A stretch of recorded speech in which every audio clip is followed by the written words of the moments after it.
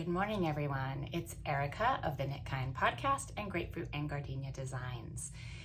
For me, it's the morning after Rhinebeck. I'm not sure when you'll be watching this. Rhinebeck being the inclusive term for everything that happens in and around Rhinebeck, New York, that is all really built around New York sheep and wool.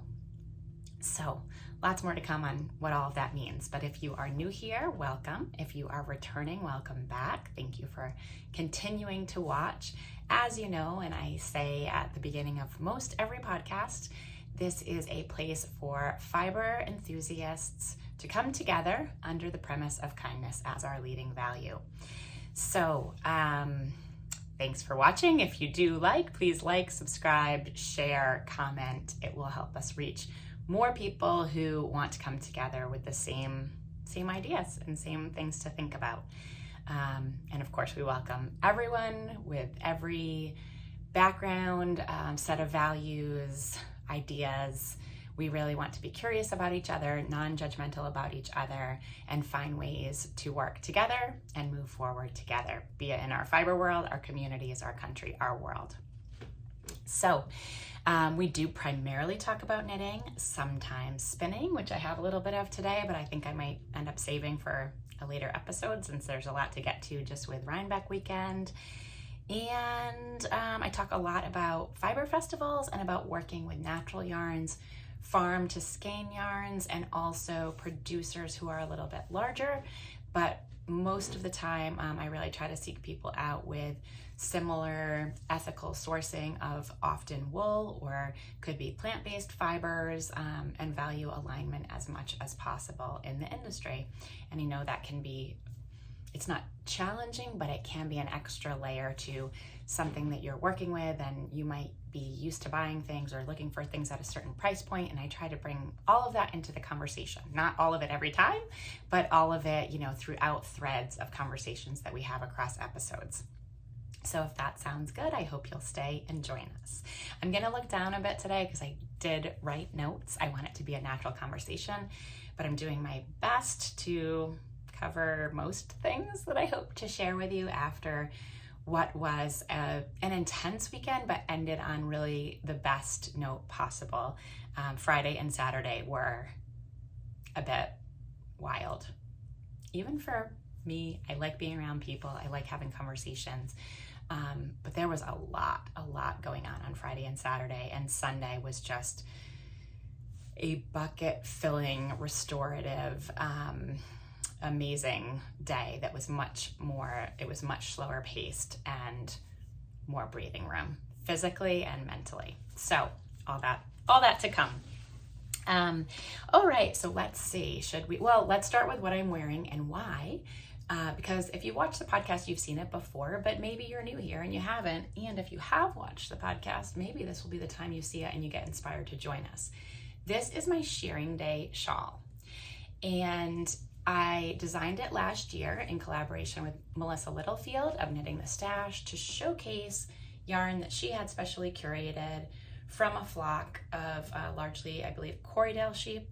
And there are 3 natural colors here. And so the whole idea was to highlight farm to skein yarn, shepherds, sheep flocks, breed specific conversations, and use stitches and patterns to bring that to you in a way that you might experience it.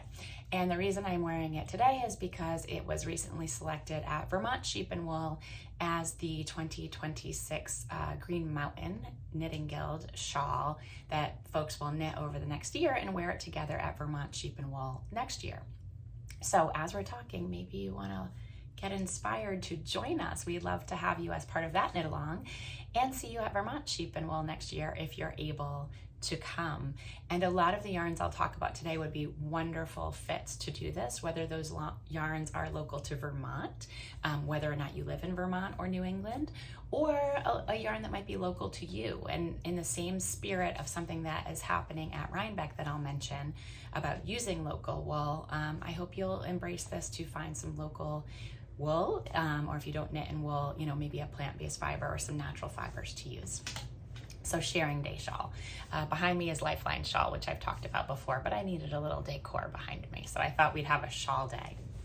So let's see, on Friday, I actually stayed Thursday night with a friend, Kelly, in the Berkshires, and we had a nice low-key evening, and we got up early and headed to Woolen Fair, but not as early as I would have had to get up leaving directly from Boston, which I did last year. I think I left at 5 or 5:30 in the morning to go straight to Untangled.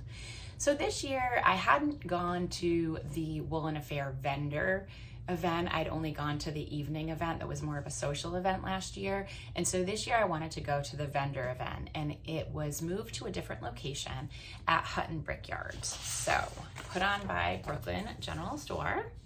Here is the big, we had a nice map to use, which, let's see if I can open that up for you. Told you where all the vendors were. And my priority was to see things I hadn't seen in person or I hadn't used, discover new things to me, as well as making some stops along the way at vendors that I did know. But there's a lot going on at these shows. So if you have gone, you certainly probably know that. And if you haven't gone, it's something to keep in mind if you are ever planning to go, that I think there is something for serendipity of wandering around and finding things. But also, if you don't have some organization of thought of where you want to go, it can be overwhelming, especially if you have a tendency to be overstimulated. So I had my little trusty notebook, and in my notebook, I had a list to check off of people that I wanted to make sure I saw for one reason or another. So Woolen Fair, we got there, and my first stop was going to be a Verb for keeping warm. I had not seen this yarn in person. I have, heard about it. I know only a little bit about it, but Thea Coleman's recent design, Peach Bourbon, caught my eye. A few people in one of my knitting groups have been talking a lot about cabled cardigans, and I personally want some more cardigans. They could be cabled, they could be not, but this one really caught my eye as just a beautiful design. And so many of us have said we really love how the cables go into sort of the bottom, the way that you would maybe sometimes have a ribbing or not have a ribbing, but the way that cables go all the way down is one of the details we really loved. So straight to Verb for keeping warm for me, where I wanted to pick up Frond and Fresh, and I didn't know what colorway. So that was really why I wanted to go in person. They did sell kits online. And I got there about 10:15 in the morning, and a lot of it was already sold out, and they opened at 10, but I think they had sold some the night before. So I wasn't 100% sure, and it was really, really crowded, and Thea was helping folks, and we were all trying to pick colors that we wanted. So there was one, I think it was called Red Pear, that I really liked, but they only had the, I think it was the Frond. They only had the one that was like the mohair, and they didn't have the other one. So I just took it as a cue. This was not something that I needed to cast on tomorrow. And there were a lot of people who really were intense and wanted to get it in there and wanted to get their orders. So I made a mental note. This is the type of thing that I might put on a holiday list or a birthday list to get the yarn to make this sweater, because I do think it's gorgeous and I would love to make it. And I'm in no rush to cast it on, other than I'd love to wear it tomorrow, but I'm not going to finish knitting it tomorrow. So it's a longer term knit for me. And I did not come home with that yarn, but I did get to see it in person. So there was a big value to that as well. And I'm really happy for them that they sold out of yarn, because that's great news for a lot of these producers who could really use a boost right now. So let's see, I went from there with my friend Kelly. We were walking around together, and we just started to wander and kind of look at our lists, and we went over and regrouped by the water, took a breather, took a picture, and then we went back to the So Happy Jane booth. So you've heard me talk about So Happy Jane yarn, Heather Best. She is a dyer out of Idaho. You've heard me talk about it if you've watched this channel, and if you haven't, you can go back and hear quite a bit. But it was nice to see, actually it was the first time I met Heather in person. I had with me one of my Lifeline shawls that I did in her yarn, and my friend Holly was also working the booth. So it was nice to see a friendly face and sort of ground ourselves that way. And I'll put a picture in of Kelly holding up yarn that she did get there. I think she's gonna knit a lento with it maybe. It's a beautiful combination of fingering weight and mohair that she's going to hold together, and it will be beautiful. So that is what Kelly purchased. And then we needed to ground ourselves again because the crowds were crazy. So we went over and just saw Tammy's sheep from Wing and a Prayer Farm for a little while. And then we were able to go back into the crowds. And from there, we went over because we'd seen that it was a little bit less of a crowd to see Modern Daily Knitting, MDK's Atlas yarn, which I have seen before. I have a friend who is knitting or was knitting a blanket out of it, and she raved about it. And it was fun to go there and squish it and see some of the colors. They weren't selling it on site. They just had all of the colors out. So I'll try to put a few pictures in so you can see that. I had two standout colors for me. You could build a palette around. Barn Red and Sea Glass. Those were kind of the two that I wrote down. And then they had some of the ones that are variegated there as well that you could look at. And it's always just nice to see and feel yarn in person, to be able to talk to the people who are selling it or who had it made. And so that was a great little stop for us before we went back into, as I'll say it again, the madness. It was good madness, and they do pace people there, but I don't know, it was just a lot for me at first because I'll leave it at that. And so we went, and one of probably the standout booth for me of people that I didn't know was Distelfink Fibers out of Pennsylvania. I had a Pennsylvania theme going on, which is interesting. So let's get to it and show you a purchase. I did not purchase this when I was first in their booth. When I was first in their booth, I could have purchased everything, which meant to me I knew I needed to step away and I needed to think and sort things out in my mind. And there's gonna be crinkling because best practices, let me give you a little tip if you don't do it. You come home from a fiber festival or even a local yarn store, separate your yarn and put it in these. Because if you ever have a problem, you want it to be limited to where it is. So it's sad sometimes to put beautiful wool in plastic bags, but it also protects the stash that you do have. So these were the two colors I ended up getting, and we have a rainstorm going on, so I have zero really natural light today. Well, actually it's not true. I do have some natural light today, but I don't have sun coming in. You can maybe even hear the rain. So I got these two gorgeous, like very, very lightly marled with the natural colors. And you can see we have the little From Our Flock sticker on here, which I love. You know, that's right up my alley. What's not up my alley, so this might surprise you a little bit, these are fingering weight, folks, and I have a sweater quantity. So this is called Noel Fingering 2023. It's 80% Romney Border Leicester and 20% Merino. And I have two different colors, and I've got more skeins because I do want to make a sweater. Whether or not it will be a design or someone else's, I don't know, but my thinking is I would like it to potentially be a design. And you think, fingering weight sweater, what happened to Erica when she went away, if you know me? Well, let me tell you what happened. They had swatches there, and the swatches had the suggested gauge and stitch count, and you could feel the fabric. And they had beautiful swatches for 21 stitches and 4-inch gauge. And I love that gauge for sweaters because it gives you a lot of flexibility with what weight yarn you want to knit it with for what kind of end result you want to have based on the fabric that you like. So you might see a fingering weight sweater design come from me in the future. But that was Distelfink Fiber. And that was something that I just wanted to say, like those swatches in the booth were awesome. So if anybody's listening who has booths, who doesn't have swatches, it's incredibly helpful to designers, not only to have the suggested gauge, but to have something we can see and feel, because we're gonna go home and swatch to decide if and how and what to design with.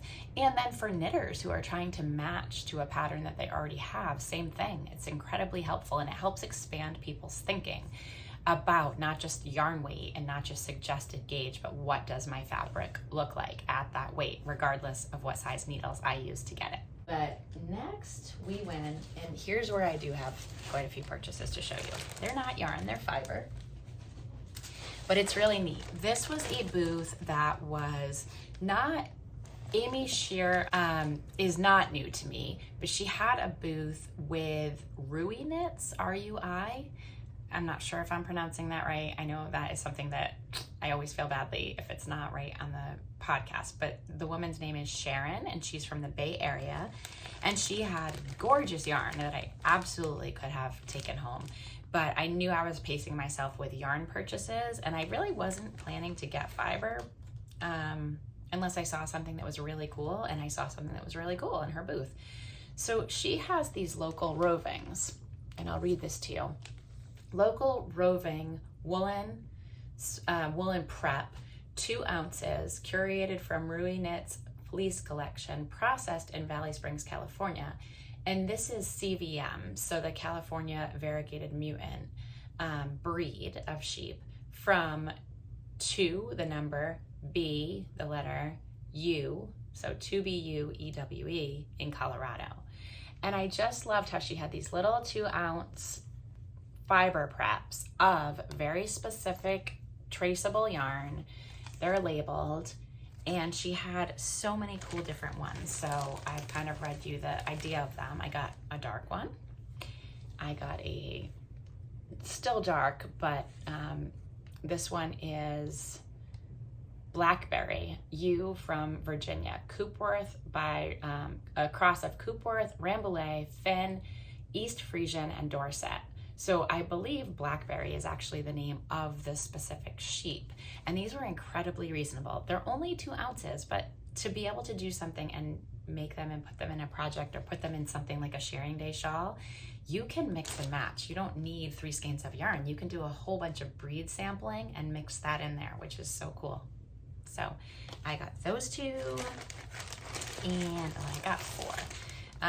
They were incredibly reasonably priced. Now those they don't have on a website, they only sell in person. The other ones I'll show you, they do sell on a website. The white one is from Emily, a ewe from Missouri, who is a Romney Merino Suffolk cross. So see, if I made mine, I could trace it right back to the sheep, the specific sheep. And this one is BFL, which is Blue-Faced Leicester ewe from Broken Crook Farm in Oregon. So see, when I line them up, I have my white, my gray, my darker gray, and my, as close to dark as you get. So you see a theme? But this is kind of the heart and soul of what I love to do. And that's why that was a special purchase. That wasn't necessarily expected, but was, within a budget that I had for myself for some things that were unexpected. And then what she does have online are these beautiful colorful braids.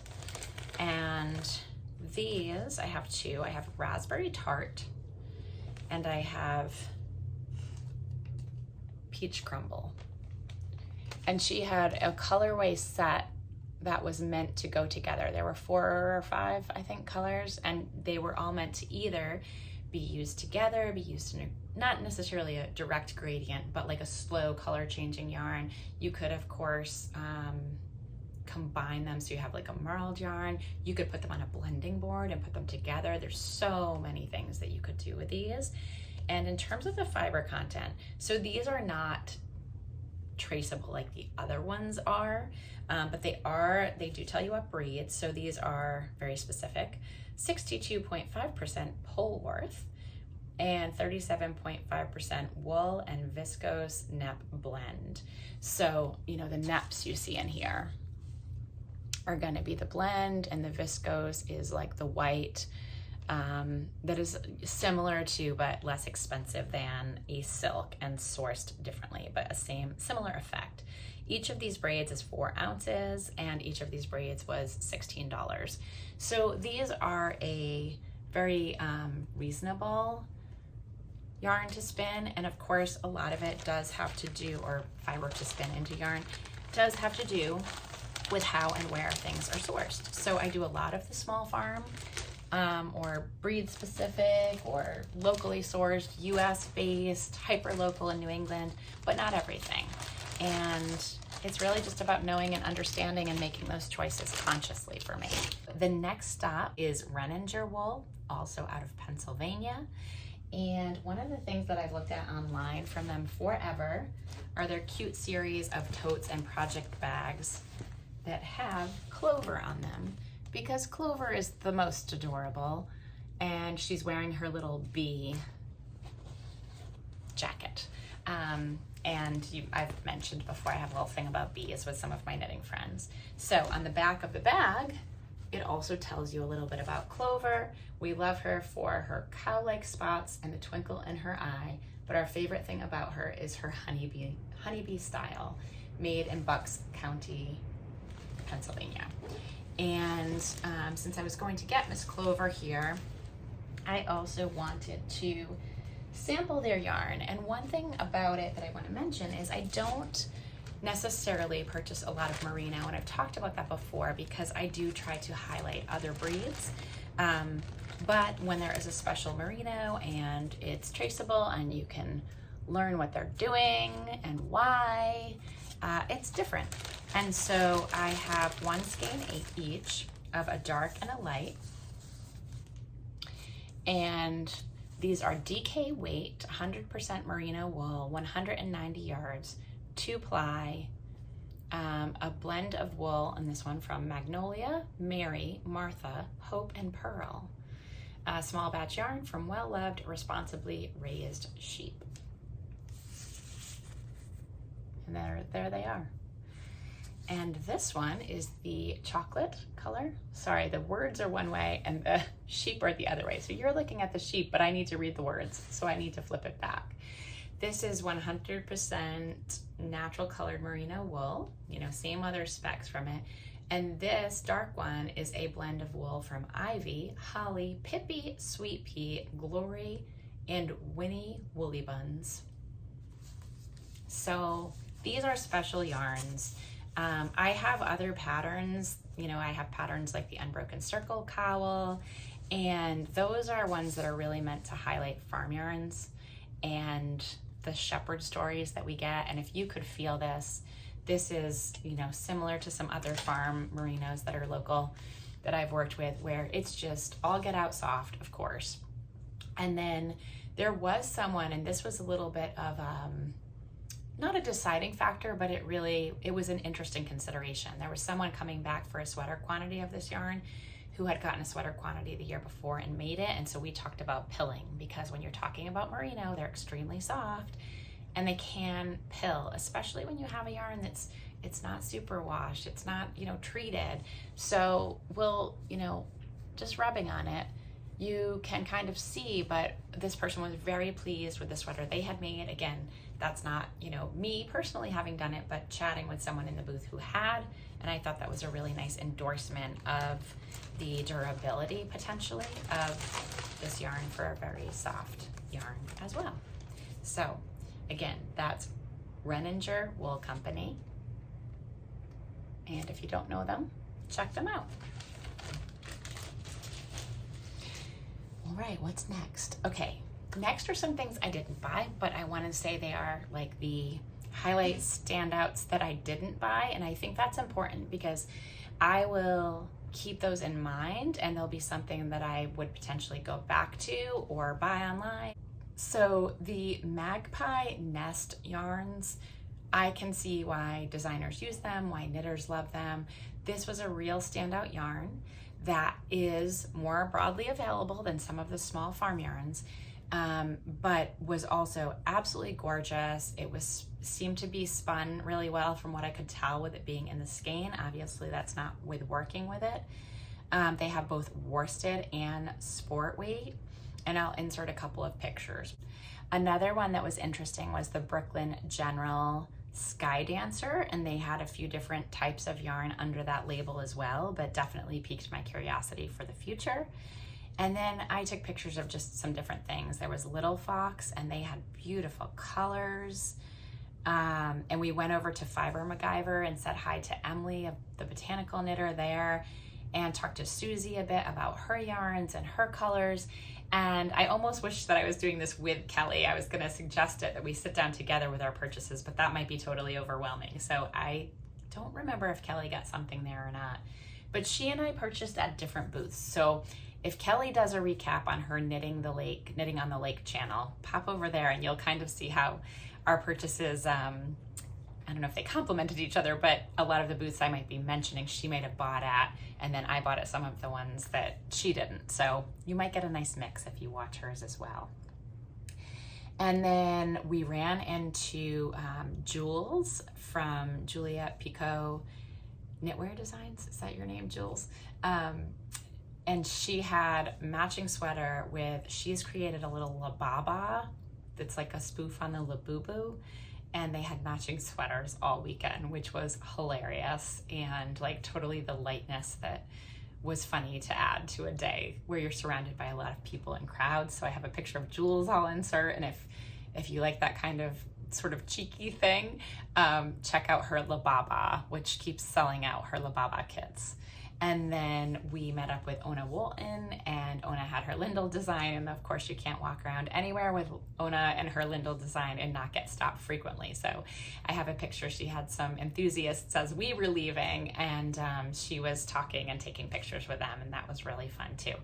And Kat, you came up and took a picture with me. We had various people coming up to us throughout the day who either watch the podcast, have knit our designs. It's really fun, and I really appreciate everybody who does come up and say hi, and it's always fun to take pictures and to connect with you in person, especially if we have connected on a podcast or on Instagram before. In person is better, even when it's crowded, I think. Better is maybe not the best word, but in person is nice. It's nice to see people in real life. So we headed from a Woolen affair over to India Untangled for the last time slot. We had the 4 to 5:30 time slot. And I will acknowledge there was an issue. They had an issue with water. So I guess from the beginning of the day, they did have some challenges with restrooms, but they made the most of it. They really rolled with it. They found a solution. And so, you know, I'm not one to go on this channel and critique things. That was a hard challenge, but kudos to them for figuring out how to make it work for people. And I hope that the vendors had an equally successful day and a lot of people shopping and supporting them, and that everyone was able to kind of roll with it. When we went, we knew we were only there for the end of the day. We knew that things might be sold out, but we also knew it would probably be quieter, and that was really nice. It was nice just to get over to the site where they have it, and to be able to kind of wander around without crowds. My 4 that were on my list that I had to go see were Jill at North Bay Fiber, because I had a Lifeline shawl sample in her Elemental Sport, which is her Cormo, and it was so gorgeous, and I wanted to take it over and show her. And that's one of the suggested yarns for the pattern. I have this small batch yarn from Kingdom Fleece and Fiber Works up in Vermont, and then I have Jill's yarn, which is also all sourced in the United States, spun, dyed, the whole production line. So both of those were wonderful choices and ones that people have enjoyed knitting in. So I wanted to see Jill and just look at her yarns in person again. They're really, really beautiful, and definitely another yarn that I would design again in the future. And she has a lot of great designs in them. She's a designer herself. She has a nice palette. Everything kind of tells you where everything's from, and I really love that. And so we saw Jill. I went to Sea Change Fiber, which I have been thinking about. So when I say there's something I might think about for a year, Sea Change Fiber was one I thought about since last year. And so again, let me reach down and I'll show you some of the yarns that I got there. And this is specifically to design with, so I won't go too far into it, but I got these beautiful, beautiful yarns. Sea Change Fiber, some really summery base, summer as in the season, and fiber that's really well suited for that. This is called Shoreline Sport. It is 350 yards to 100 grams, and it is a blend of merino, rambouillet, silk, and linen. So stay tuned for that. That's something I'm excited to work with, and you'll be hearing more when the time is right, but I'm excited to work with that. It'll again be something a little bit different for me, and I think it'll be a nice mix. So Sea Change Fibers, check them out if you don't know them. Okay, let's see. Upland Fiber Company is another one that I had on my list. I wanted to go see in person. I have seen what some friends have been working with, but I haven't seen their booth at any of the shows yet. So I went over to Upland and took pictures of some different colorways, got to feel the yarns. I didn't come home with anything just yet because I don't want to overwhelm myself with things that I feel really committed to doing, but I want to be able to keep them in mind so that if something does come up that I'm designing and I think it would be a good fit, I've already seen it, I've already photographed it, I've already, hopefully, if booths aren't too crowded, gotten to talk with the person who, either if it's a farmer or if it's a producer who has things curated, or the dyer, you know, the person who would be a main contact. And so I had a nice little chat there and got to take some pictures. So I'll put some pictures in. And then Mitchell Wool was the other one that I wanted to see for design purposes because I was really impressed last year. And it was one of the first things I had seen last year, and I knew I had a whole weekend ahead of me. So I didn't get anything from Mitchell Wool, mostly because I don't know if they were sold out of things by the time we got there, or if they didn't have as much as last year, and I don't know why that would be. There's a lot of things going on in the industry right now, but last year they had multiple walls with huge color palettes of all of these different bases, and this year it was more of just a smattering. And so it could be because they're sold out, it could be a delay in processing. I don't know, it could just be that they brought less with them this year. But I did get to go see it again. It is all lovely wool, transparent, everything, all of the information is there in terms of the breed, the processing, everything. And it's definitely one that I will also continue to keep in mind. And it's one that you can easily get online. So Mitchell Wool is another one that I would say is still certainly on my mind for the future. And one that I would know that I think I may have seen before, but that really caught my eye this year, although I didn't end up buying any, was Longmeadow Farm. And I would like to learn more about them. And, you know, you can't do that all in a short period of time. So I was very tempted. I had a little package of minis that I thought could be really fun to play with. And then they also had different yarns of different weights, different dyeing. I can't remember if they had a variety of breeds, but they did have some yarn that they noted was spun at Green Mountain Spinnery. So lots of things I would like to learn more about with Longmeadow Farm. Okay, are we still going? Are you still with me? Okay, a few other standouts from Indy that I have some pictures of were Sandpiper hand spun. I do hand spin, and it doesn't mean I wouldn't buy hand spun, but there are a lot of people who don't spin themselves and who like to buy hand spun. So Sandpiper hand spun was a really beautiful palette along the wall of all their hand spun, and something you might want to check out.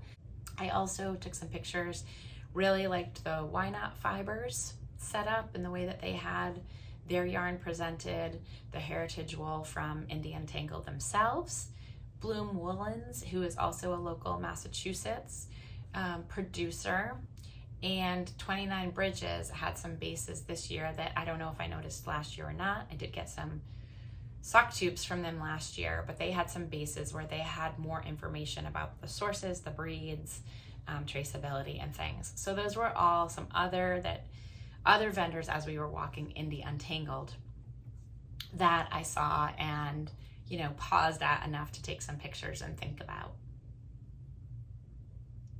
Okay. So Friday night after Indy Untangled, I headed to our house in the Catskills, and my housemates Tom, Kristen, Nicole, Sally, and Ona, we all did a little debrief show and tell of what we had been doing for the day. Some people took classes, so that was interesting to hear about. And then some of us shopped, some of us just kind of went around and enjoyed the fiber community. And so we sat around, we knitted, and then we went to bed because we had a big day ahead of us. New York Sheep and Wool, day one. Here's what I'll say about Saturday. Last year on Saturday, I think I had over-prepared myself for crowds, and I felt like, yes, it was crowded, but it wasn't uncomfortable. And the only part of last year that I thought, oh, what have I done to myself, is I stayed until 5 o'clock last year and got in absolute gridlock back to my hotel. So last year it took me 12 minutes to get from my hotel to the show, and it took me an hour and a half to get home. So I knew I wasn't going to repeat that this year. We were either going to leave earlier or tailgate and leave later. But the show was so crowded on Saturday that it didn't even become a question. We knew we were going to leave earlier and not stay later. And I would really say that not in a critical way, just in a self-awareness way.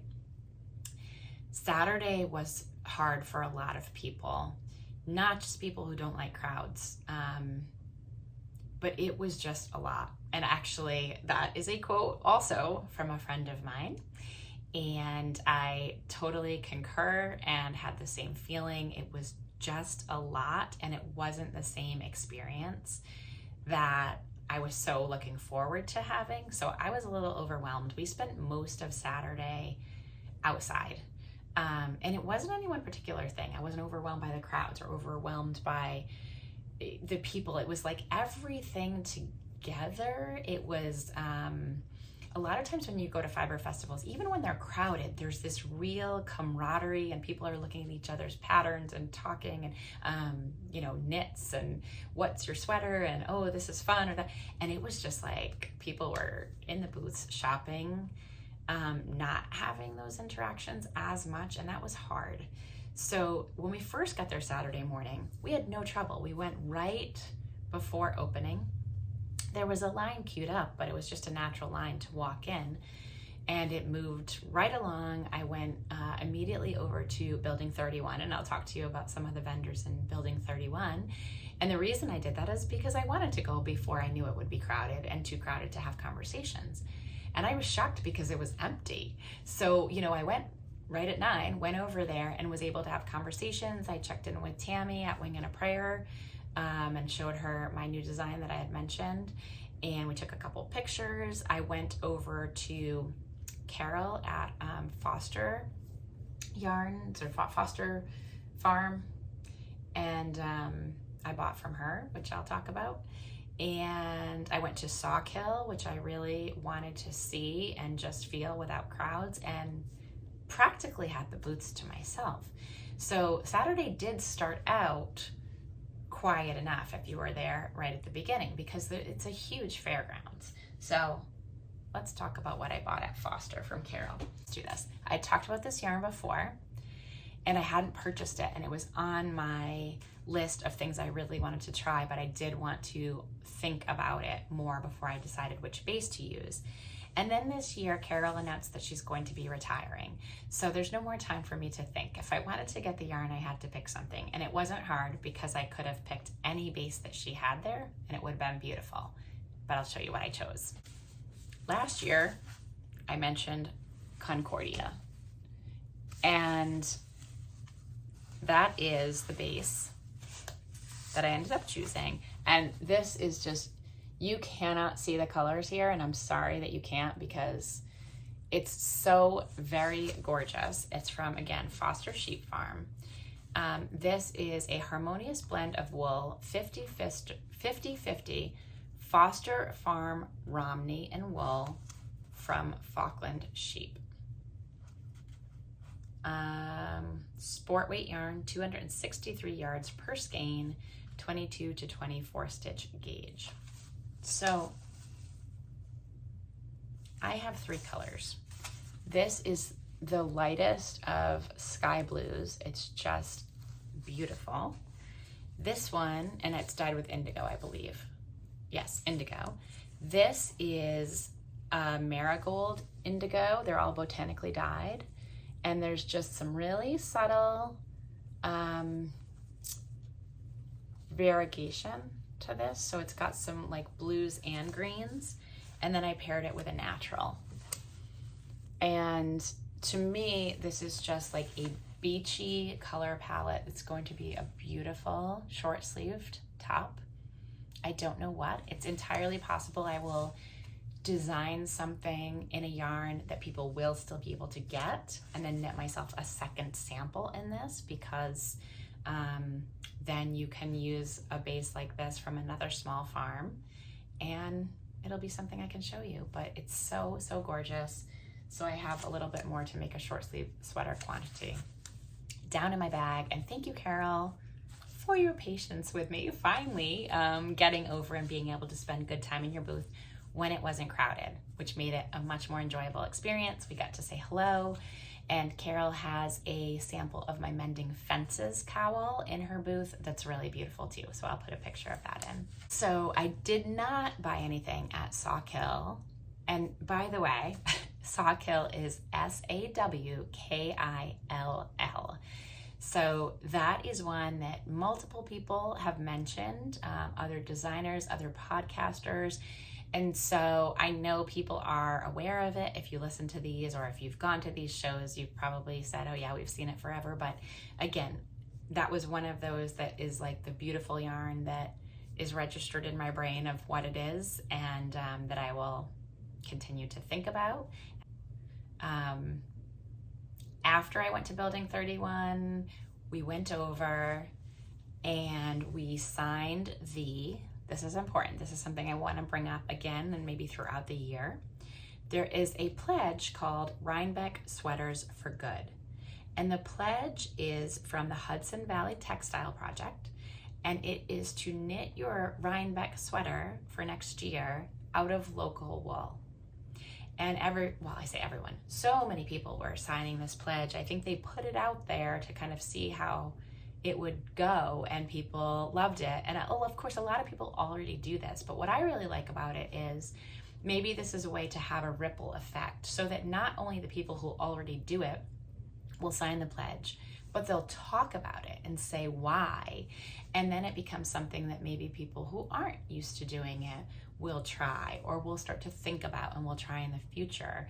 And I think that's where we can do a lot of good, helping people choose a local wool that's right for them and right for their pattern. And there's a lot of education that we can do around that, and a lot of like taste testing and sampling. So if you're not someone who's done that but is interested in it, maybe try an accessory first. Try a shawl, try a cowl, try a hat.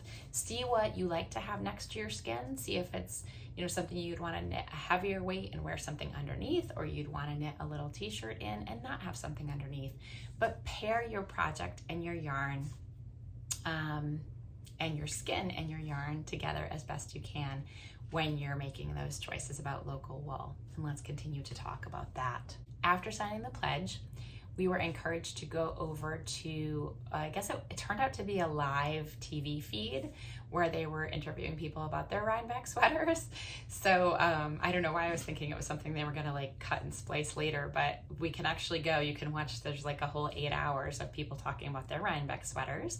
And Kelly, Ona, and I went over and had our little interview about our Rhinebeck sweaters. So that was fun because it was comfortably sweater weather. I got to wear my gingerbread whimsy, and that was a lot of fun. And I realized it sounds so funny because of course this is the case, but I didn't really think about it ever until I was there with all of these people with their sweaters. And you've got, in some cases you have hundreds of people in the same sweater. In other cases you've got like little groups of 3 or 4 who came and they're in their same sweater that they did as a knit along that's maybe a little bit less of a popular pattern in terms of just the quantity of knitting. But this was the first time I realized I'm the only person in the world wearing this sweater right now. So Sue, I know you're hot on my tail, and you're almost done with your test knit and it looks amazing, and I'm so excited to see it finished, but it's not quite finished. So that actually meant I was the only one who had that sweater, and that was kind of cool. And so it's nice when people ask you, oh, what is that? Because nobody else could possibly have it on.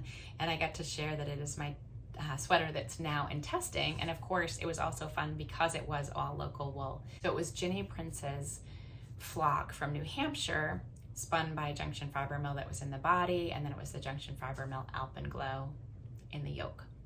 So that was fun. I had my local sweater already, but now I'm pledged to have a local sweater for next year as well. So I think I'll have to knit a short sleeve and a long sleeve so that no matter what the weather is, I'll have one in local yarn. Okay, so after we did the video, then we kind of went around and had certain people we wanted to make sure either we said hi to or we saw their booths. But that's when it was starting to get to be a lot. Should we just use that term? It was getting to be a lot. And so said hi to folks like Lisa from Hilltop Farm, who is a member of my fiber shed. We said hi to Ellen of Ellen's Half Pint Farm, and Terry of Snowshoe Farm Alpaca, and our friends at Junction Fiber Mill. But we weren't on sort of a mission to shop from people we've already been able to shop from or will be able to again. We wanted to seek out the few things that we had on our list for various reasons that we couldn't necessarily get another time or another place. So let me start with those. And I've only got a couple to show you right now. More to talk about, and then only a little bit more to show you, really. Okay. One of the comments on my podcast about color changing yarn and yoke mentioned Ewetopia. So I had not purchased yarn from Ewetopia, or even I don't think gone to their booth at any other shows in the past. And so this was fun. I got to go over, see it and feel it in person after having looked online. So this is Ewetopia Farm's Helix DK. Let's see, Ewetopia. Helix DK. And this one has 240 yards to 100 grams.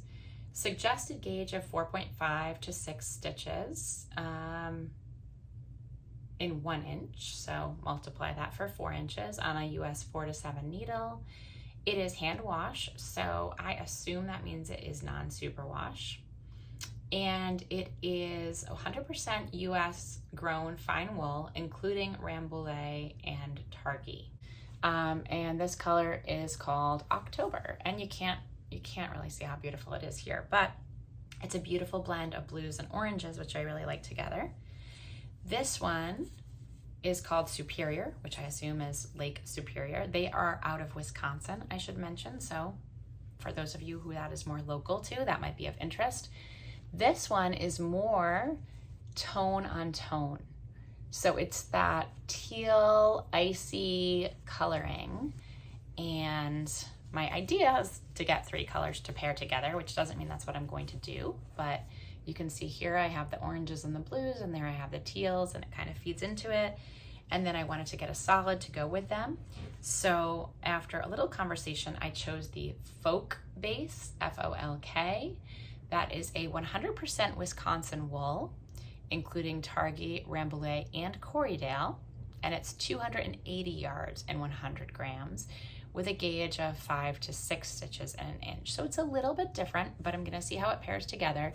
And this colorway is called Acorn, and it's like a really reddish, brownish orange. So you can sort of see when I hold them like this, you can play around.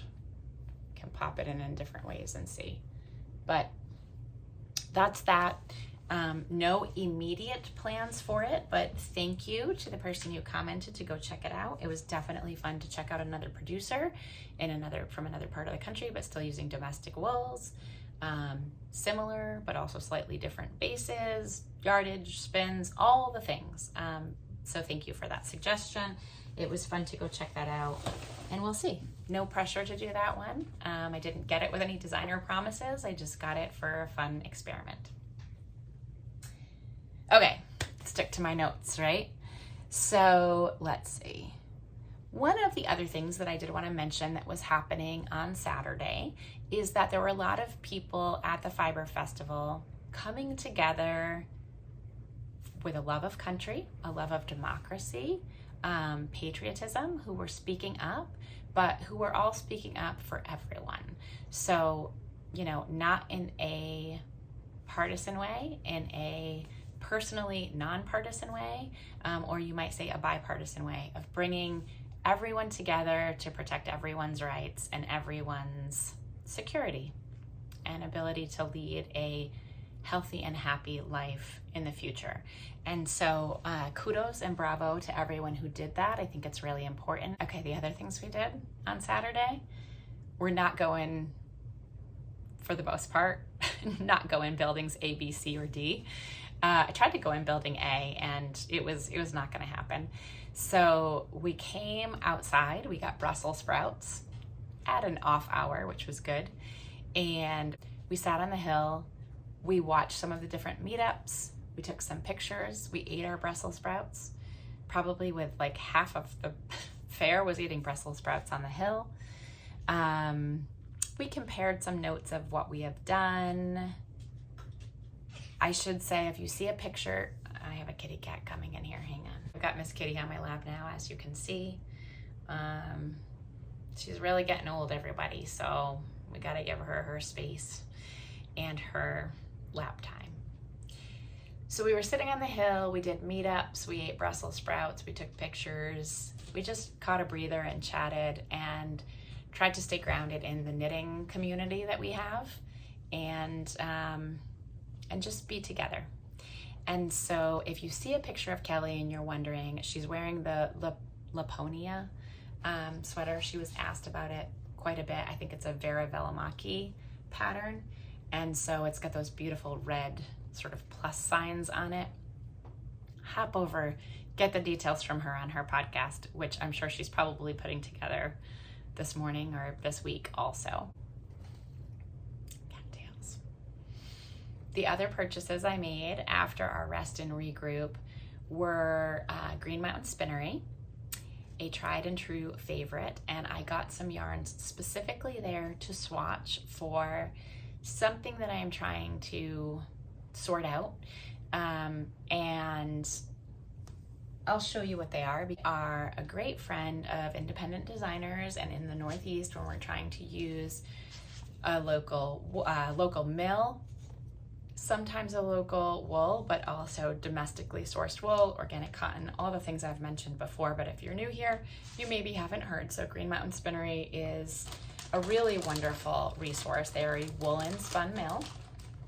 And what I picked up there to play with is the mountain mohair. It's a worsted weight that is 30% yearling mohair and 70% wool. And I got some beautiful colors. So I have 4 colors down here. I have a very specific thing that I'm swatching for. Sorry, I seem to now have cat hair in my nose. Never mind wool. But I'm just going to show you the palette because it's fun to play around, and there's a lot more of the stay tuned here. But isn't that beautiful? So let's, as much as I said I wasn't going to show as many of the yarns that I regularly do or have gotten elsewhere, I am going to show you this because they are just a wonderful partner and it's a beautiful yarn. And if in the meantime you're looking for a yarn that you might want to use for something, check them out. The more I look at this, the more I can't wait to get it cast on and swatch. So that one might not even go back in the bag. That one might just get wound and put on the needles because I think it feels like it could be a swatching day, except I got a whole lot of real world to get to downstairs in my house right now. Do you have that when you got back from Rhinebeck? Oh man, I'm kind of avoiding it. That's, let's be honest, I'm kind of avoiding it. That's why I'm also doing this video today. So we ended up leaving Saturday at 2. We decided it was wine o'clock, and we had this beautiful veranda and deck overlooking the Catskill Mountains to get back to. We had knitting projects, we had nice folks at our house, and we just thought these crowds today are a lot, right? That's the term we're gonna use. That's the nice term we're gonna use. They were a lot, and I don't know in terms of if there is a capacity, but I think if there is a capacity, we had to be pretty darn close to it. And so we left, and it was the best choice. We had no traffic getting out. We went back to the house. We just put out some food and some snacks, and we knit and we chatted, and we did get to compare notes. But you know, it wasn't the madness of trying to stay until the end of the day and get out in the traffic, which would have probably really put us like over the edge of the ability to deal with the crowds and still be happy and positive and have it be a good experience. So we went back, we thoroughly enjoyed our Saturday night at the house, And we could be strategic about what we did on Sunday and what booths we wanted to go back to, because I really, here, they put out this beautiful program. And it's very helpful because although you might not want to use a ton, cat jumping down, you might not want to use a ton of paper anymore.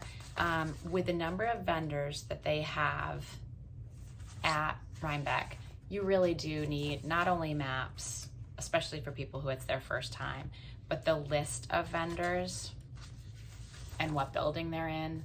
So if you want to look that way, so they have lists online. You can sort by building, you can sort alphabetically, and that is really helpful when you're trying to find a certain vendor, because you could easily leave without finding someone. It also is nice because they get to give memorial tributes in here to people who have been part of the show for a long time. So I think it's always important to remember people in the industry who have done things, who have come before us, and we have all kinds of tributes in here. And I think that's a beautiful thing to do. So not just as a keepsake, it's a useful thing while you're there, and maybe it's something that you do put in a file. I know we all try to have less and less clutter, but it's important to remember the people who have come before us and the people who are doing a lot for the industry now. Okay, so let's say this.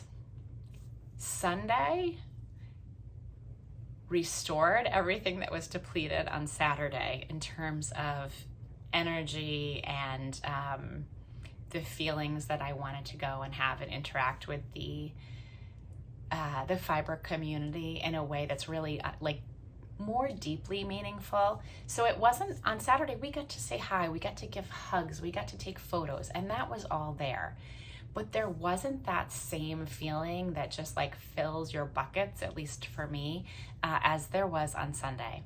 And Sunday sort of got me back to that baseline and then some, because you could talk to almost anybody that you wanted to talk to on Sunday and not feel like you were rushed, not feel like you had to fight a crowd to do it, not feel like you were taking away time that was precious to these vendors needing to sell things, because the vendors need to sell things in order to be successful and continue what they're doing.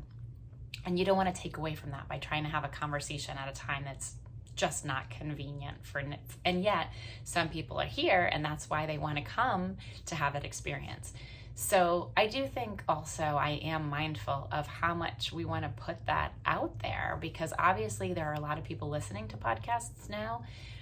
I don't mean mine specifically, I mean any number of podcasts. And there are a lot of fiber festivals that you can go to. You don't have to go to Rhinebeck. And I do understand why people want to go and sort of you have a bucket list out of it if they're not local. But, if we all start saying that Sunday is so magical, then we might have Sunday fill up as well. And I think it's good for the industry, and it can be hard for personal experiences. So I'm going to try to figure out how to edit this video in a way that it feels balanced and positive. But I do know a lot of other people are struggling with that as well. How do we have as many people come and experience it as want to, but also still be able to have the type of experience that people are looking for when they're there, and the meaningful, authentic, positive, happy, not overwhelming experiences. And I think that's a challenge. And I hope that the organizers are able to navigate it as best for everyone, because it's certainly not easy. So on Sunday, we were able to walk the entire show, and we did it in a really reasonable amount of time. We went in and out of every building and every barn, and we saw some of the demonstrations, and it was lovely. Everything about it was really lovely. Okay, so let me give you some highlights from Sunday. So I'm going to tell you a little bit about the most meaningful purchase that I made at the fair this year, and then why I did, and why, if you're able to, I hope it's something that you'll look into as well. Ross Farm Fibers. Now, what I bought is the 3-ply Aran Weight Ashen, which is a 100% UK Wensleydale wool, dyed in the wool, unblended from the Ashen flock. And you can see how dark it is. There's a little bit of, when you hold it back, it's really just dark. So Aimee has had a rough go. I think that's an understatement. If you look at the Ross Farms website, you will learn more. You look at her Instagram account, but I'll leave the summary as that. And she is very hardworking, and she is really doing a lot for heritage breeds and for the industry. And she has gorgeous bases, whether they are domestic or they are from abroad. It's really important to support the heritage breeds. And she's got all different weights, from fingering through Aran at least. I'm trying to remember if there was a bulky in there, but just beautiful natural yarns. There was a little bit of dyed yarn in there. She has fiber to spin, and she has a whole shop online with more than that as well. And Thea Coleman last year designed the last word vest, and I put it, I don't know if I put it in, I don't queue a whole lot of things up, but I probably put it in a mental queue somewhere, because I liked what she had done with Ross Farms at the time, and it was really well received. And I don't know if they sold out of the yarn, but they sold a whole bunch of it. And so I kind of had in mind that that might be a purchase I would do at Rhinebeck, depending on what else I did or didn't get. And so on Sunday, she still had some left, and I had clarity of mind and was able to go and talk to them more. I had stopped by on Saturday, but it was crazy, and it was just too frenzied for me to make decisions about purchases that I was going to feel really clear about. Not good about, but clear about. So it was nice to go back on Sunday and have the clarity and be able to buy the number of skeins to make the last word vest. And that is what I'm planning to do with this. That's why I bought it.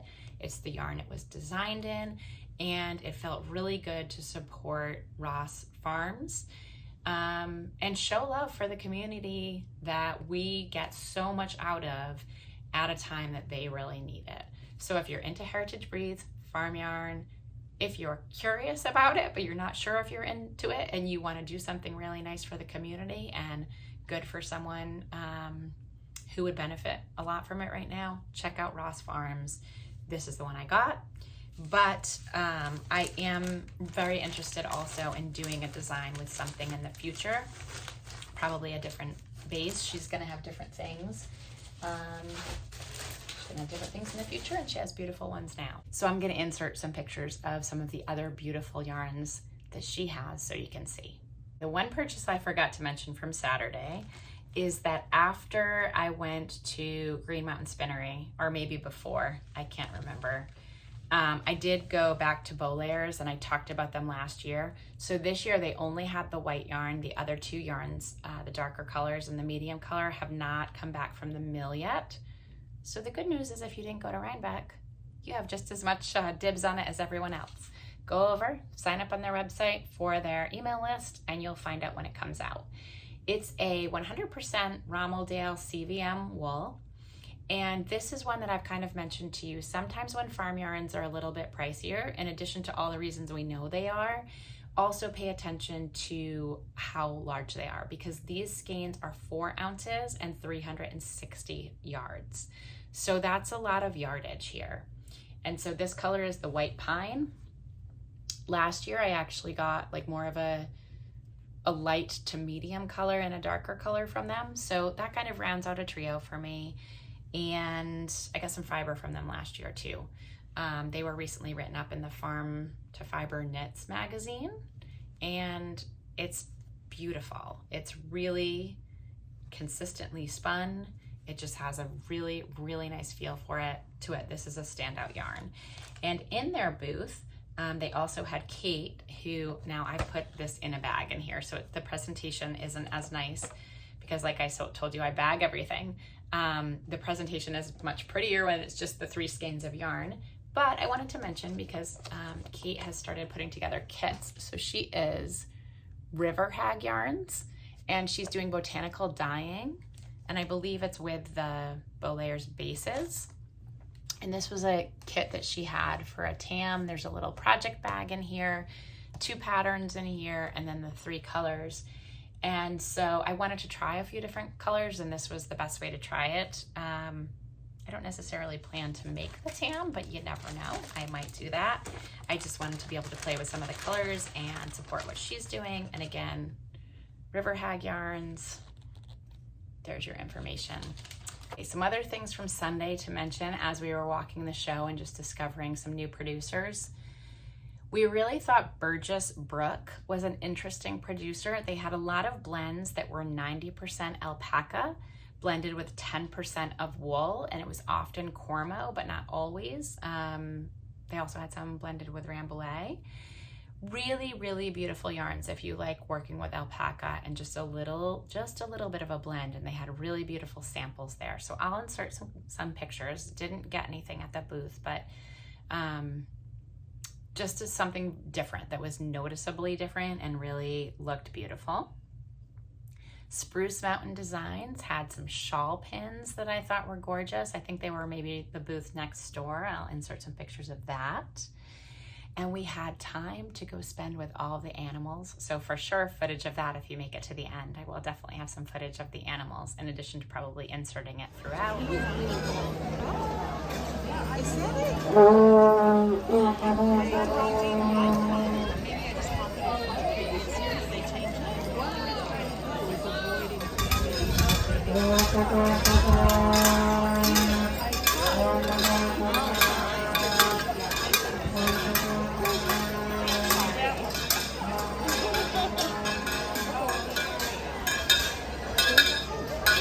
Including the parade, if I haven't inserted the parade yet at this point.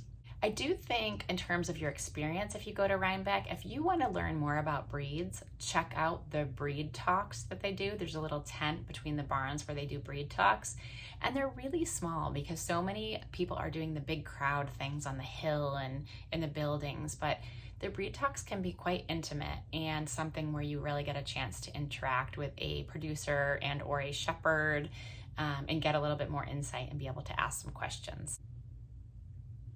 Of course, there's the sheep to shawl contest, and that's always fun to get a little bit of a glimpse into if you can do that.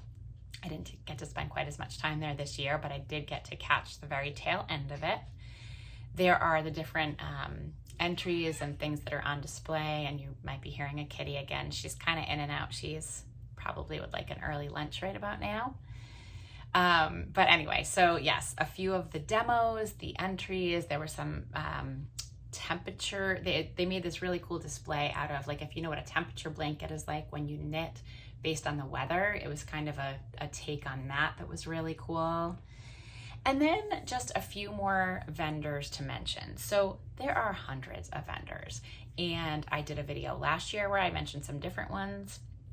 And there'll be plenty of videos where people, you know, if you're really into the indie dyeing and maybe indie dyeing on superwash, I'm sure there'll be other podcasts that mention a lot of that. Mine obviously has a little bit of a different angle to it.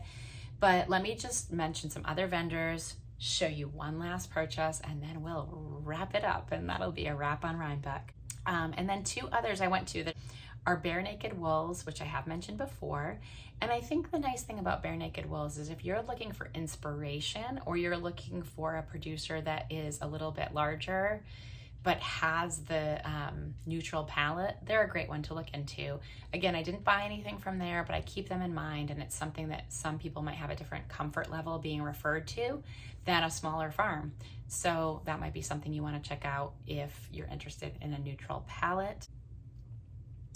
And then Miss Babs. Now, Miss Babs is largely known for, obviously, hand dyeing, and a lot of that is superwash because it's beautiful, beautiful colors. But I had noticed that lately they had been adding some more bases that were non-superwash. So their booth is always crazy. But I went over on Sunday with the idea if it wasn't too crazy, maybe I could connect with someone there and just find out if they have anything else coming that is going to be non-superwash and that combines the beautiful color palettes that they have. So I did have a chance to connect a little bit with Veronica in that booth. Thank you, Veronica. You're probably not seeing this, but if you are, thank you for taking the time. I know how crazy it is at that show, and your booth in particular. So she spent some time with me on Sunday talking about different bases, and I was able to take a couple small samples to swatch with and check that out and see if that's a place where I can combine my work with non-superwash yarns and my love of color and maybe reach some of you or connect with some of you who are kind of exploring those intersections as well. So that was a really nice stop to get to make on Sunday when there was a little bit more time to be in the booth. And I did finally get to Harrisville. Now, I have been wanting to swatch some Harrisville yarns, and that booth was insane on Saturday. It was impossible to even really get near it unless you were only going to be there Saturday and you needed to. So I picked up some DK Peace Fleece, and this color is just amazing. It's called Salmon, and it is, you know, it is like the brightest of salmons. And you can see I sort of have a thing for this color. It's like a reddish orange, and it's a bold pop, and I couldn't love it anymore. They were out of the color Blue Jay, which I was also going to get. And I just got basically a natural one. It's called Antarctic White. And so I got those to play around with a little bit, and I was able to take pictures and have a way of being able to go back and refer to all the colors. So if I want to design in it or recommend it to you, I'll be able to do that. And it's really nice to touch and to have, so that I'm not just talking about it, but I actually have it with me when I'm talking about it. And the other thing I would say about Peace Fleece, and this is something that I try to note sometimes, but not always, this is an incredibly reasonably priced yarn. It's sort of one of those like workhorses that just, at least as far as I can tell, I'm gonna obviously swatch with it and work with it, but it's like a workhorse dependable yarn that's there for you at a price point that is very reasonable. And in terms of its fiber content, it's 50% Navajo Rambouillet, 30% domestic fine wool, and 20% mohair. It's a really beautiful blend to work with for color work especially. And then I did pick up one skein each of a daylight and a nightshade. So Diane, one of my friends and test knitters, is working with daylights right now on a test knit for me. And I'm curious to see how hers works out. But I got the Bloodshot one, so you can sort of see there's the slightest of reddish flicks in there. Can you see them? So it's almost like reddish pinkish, and I thought that one was interesting, just because it was something a little bit different for me. They have ones with the different flecks of, you know, red, yellow, green, blue, gray. So if you look at there, and I might insert a picture, they have a little thing there with the different ones. It's ever so subtle, but it's a natural light with that. And then the nightshades is a natural dark. I say natural, it might also be dyed. I should look and see. I'm sure it's dyed. So it's dyed. This one is called Street Light, and it sort of has the flecks of like a yellowish greenish chartreuse almost in there. But it's so subtle, except you can see that it's in there. So this is Daylights and Nightshade. It's not that I'm gonna pair these two together. I just wanted to have a sample of each one. They feel fantastic. And these also are a good price. It is American Cormo and wool, 250 yards for 100 gram skein, and it's a DK weight.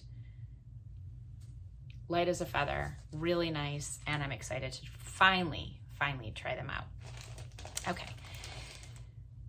That was the last purchase that I'm going to show you. So that's that. And I do want to share some pictures with you of Boondoggle Farm in Vermont, because Boondoggle Farm would be an excellent choice for Shearing Day shawl because it's a Vermont wool. So let's just show you a little bit more here of this one. This is the shawl. And Boondoggle Farms has some really fun yarns to use because it is a shawl. So you don't have to worry exactly about what size it ends up being, you know, what size weight you use, as long as you understand it's going to affect the dimensions. And so it's fun there. You could make a little shawlette out of one of their lighter yarns. You could make a bigger shawl. It's of course going to affect your yardage and of course going to affect your dimensions. But as long as you are a knitter who either is or is willing to be flexible and understand what that means and how much yardage you need to buy and how you can keep going with sections or end sooner if you want, definitely check out Boondoggle Farm. I had a lot of fun looking at their different yarns and chatting with Katie there. That was really nice. So thank you, Katie, for taking the time again on Sunday. And you were next to the beautiful Holland Hoof buttons, which I didn't buy, but I did take a picture of some. and then Fiber MacGyver. And I went over before I left and took a quick selfie with Emily because we hadn't done that at Woolen Affair. It was so crazy. So let's see, we did that. I decided it was time to go. I had definitely seen and done it all, and it's time to go now because this is crazy long. Even after I edit it, it's going to be crazy long. So I left, and on my way out, the one other thing I saw that I wanted to mention that I had no idea was happening there was that Indigo Dragonfly was at one of the booths right when you first came in through what I call the main entrance. I think it's the 4-H entrance over by Building 26. And Kim McBrien Evans was there, and for a fee you could have your measurements taken, because if you know Kim McBrien Evans, she focuses on size inclusive patterns within the knitting community. So she has Indigo Dragonfly, which is yarn dyeing, but then from a designing perspective, she does a lot with size inclusivity. So I'm not going to cover that all here. You can go look her up separately. But so many people will talk about how their sweaters do or don't fit, or that a yoke or a raglan or, you know, whichever is the best for them. And it doesn't mean it is or isn't the best for you, but knowing your measurements and the modifications you can make to any pattern that's out there can really empower you to knit what you want to knit and not feel like you have to knit only certain styles of sweater. So she said she doesn't necessarily have a super advanced schedule of where she's going to be in the United States. She is from Canada. There are some complications right now going back and forth, whether you're selling something or you're teaching, even within the knitting industry. So check out her website, check out her information. She'll list where she's going to be. And she said anywhere she's going to be in person, she will be offering these as long as the crowds are manageable. And then you can also check out her resources or a book she has coming out in August that is about the topic. So everybody, I am sure there are things I haven't said. I'm sure there are things that will come up, but that's a whole lot of talking about Rhinebeck weekend. I guess we'll leave it at that, right? Okay, so knit kindly, live kindly. I hope if you want to go to Rhinebeck in the future, you get to. I hope that if you like living vicariously because it's too much, you enjoy that too. Take care, everybody, and I'll see you again soon.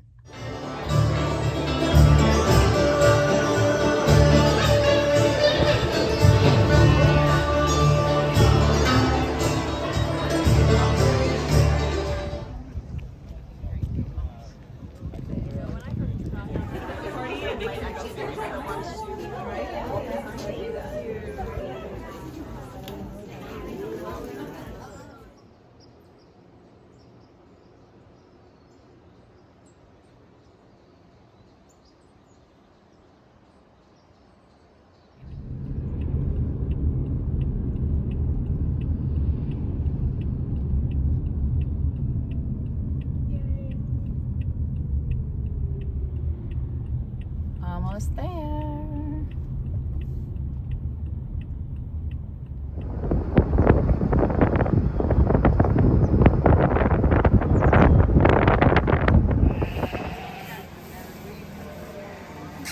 Good morning. Good morning. Hello.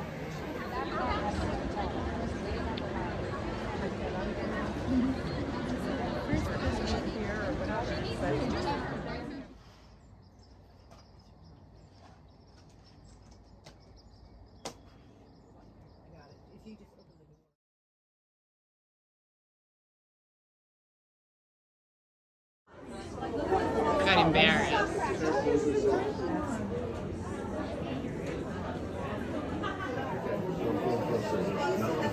Yeah, I don't have it in my calendar. Is the short answer.